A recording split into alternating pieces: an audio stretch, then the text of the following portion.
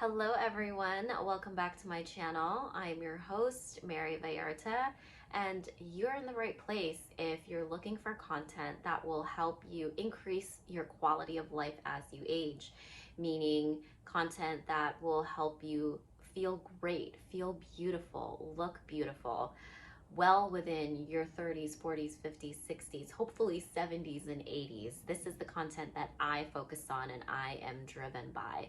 So for this episode, I want to focus on why we all need to stop chronically snacking.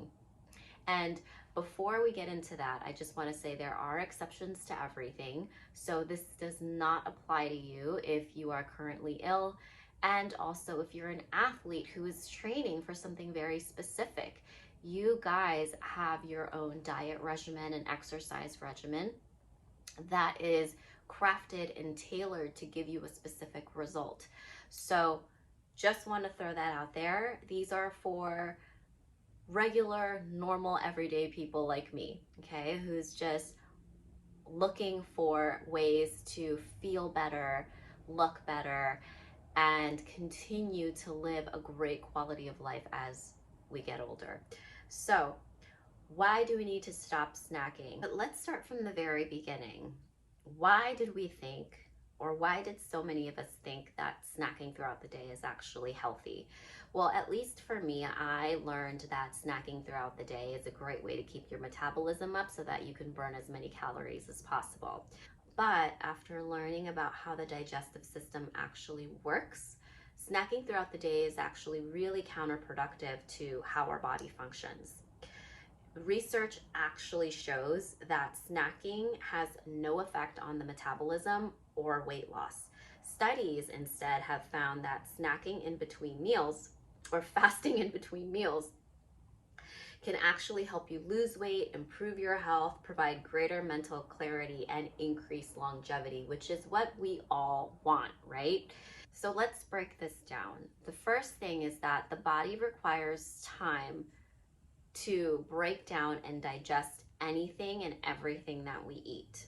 That usually takes anywhere from 4 to 6 hours, depending on who you are, right?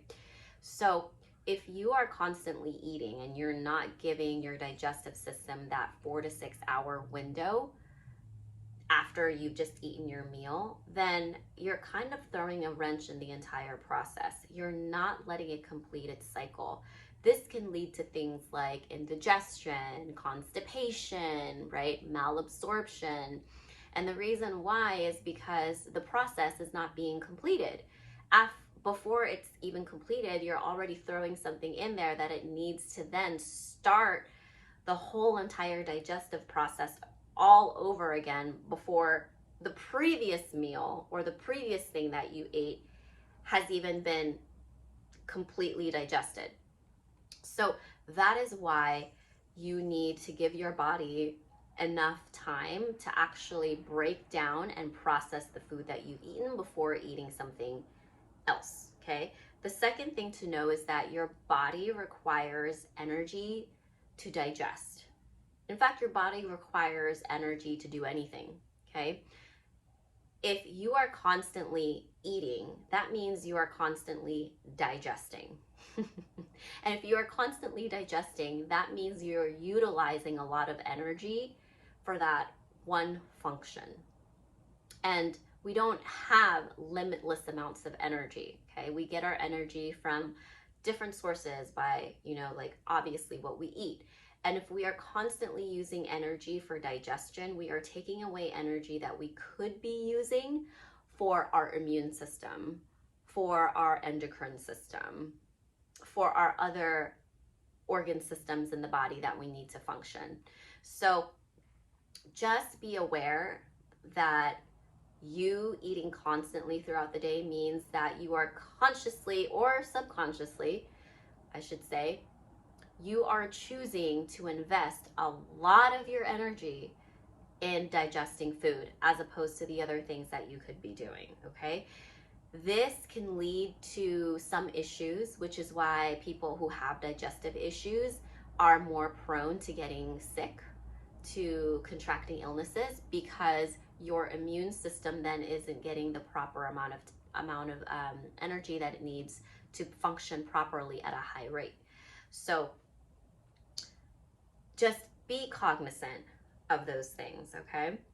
And so instead of snacking, opt for 1 to 3 meals a day. Opt for balanced, substantial meals so that you don't have to resort to snacks.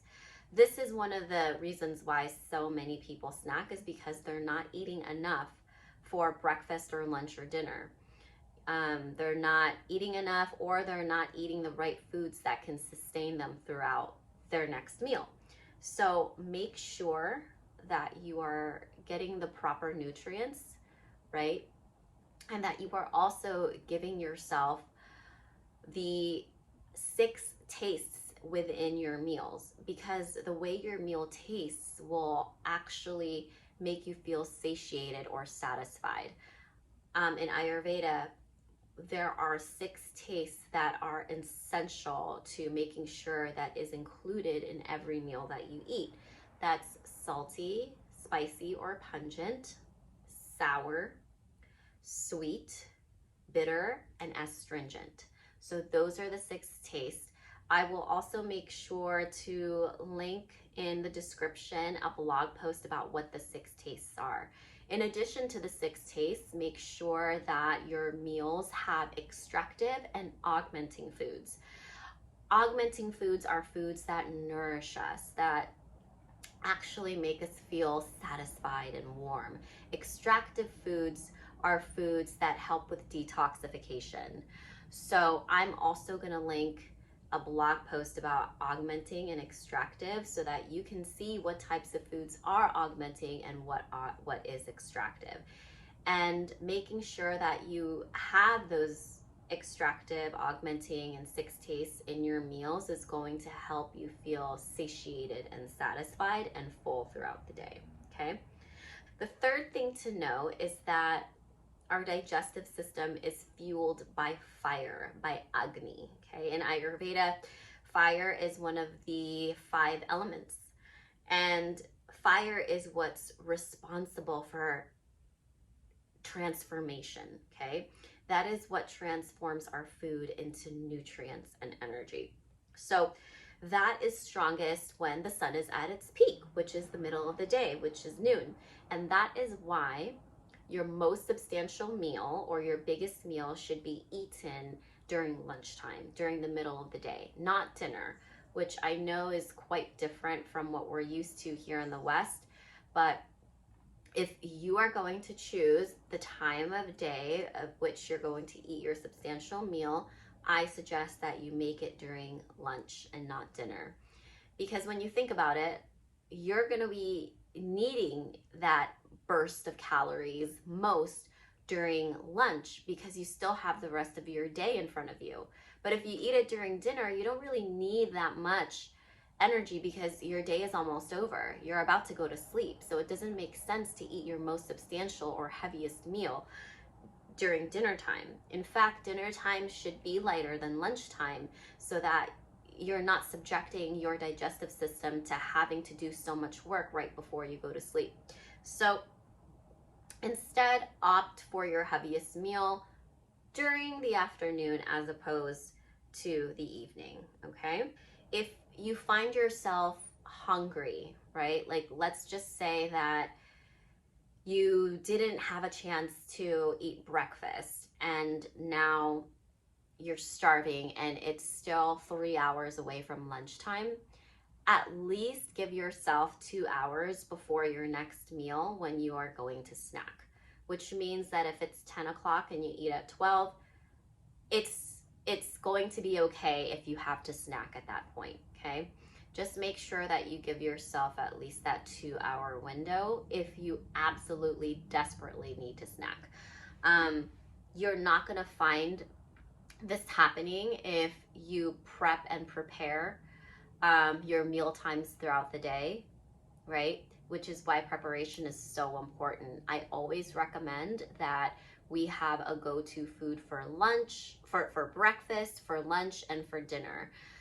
This is how you set yourself up for success, all right? So know and have set aside meals for the next day the day before, so that way you're not kind of spinning your wheels and thinking, what am I going to eat? This is also going to help cultivate more food security within your psyche, because when you are constantly thinking about, oh my God, what am I supposed to eat? What time am I going to eat? You know, when am I going to eat? You're actually cultivating food insecurity subconsciously, because now your body doesn't know when it's going to get sustained and what it's going to get sustained with. Okay. And having stress around food is not good. It's not good for your mind. It's not good for your spirit. And it's also not good for you digestive wise, because stress, again, is taking away energy that you would need to digest your food. So you're not going to be digesting optimally if you are stressed out.